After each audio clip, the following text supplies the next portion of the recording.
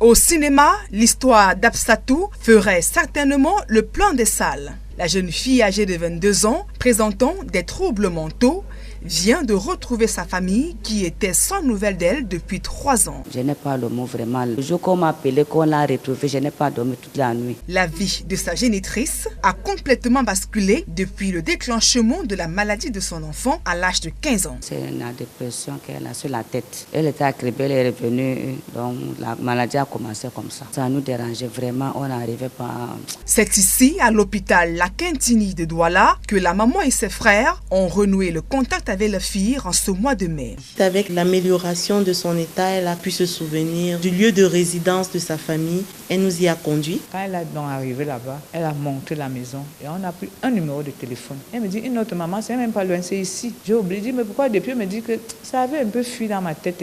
Absatou avait déserté le domicile familial situé au quartier New Bel Bafia depuis 2021 sans crier gare. Quand elle sort, on ne sait pas comment elle vit dehors. Elle n'aime pas seulement suivre le traitement.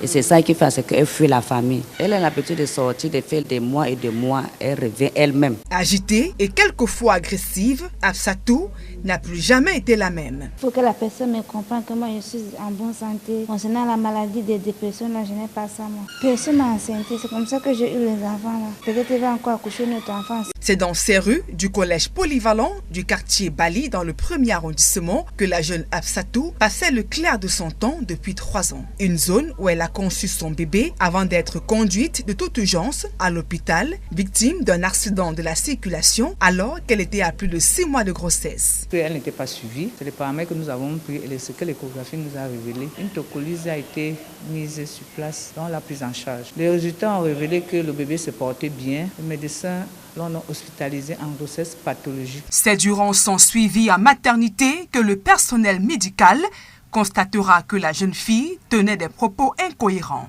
Elle sera admise au service de santé mentale. Elle bénéficiera d'une exonération des soins. Nous avons débuté chez elle la prise en charge pour un état psychotique chronique. Chez cette personne, nous avons opté pour un traitement en retard. Ça veut dire qu'on doit lui faire des médicaments, des injections tous les mois. Après la prise en charge toujours au service de santé mentale, elle nous revient ici au mois d'avril, qu'elle se plaint de douleurs abdominales. Donc nous avons estimé qu'elle avait une menace d'accouchement prématuré. Le destin a donc réuni mère et fille après 3 années de séparation.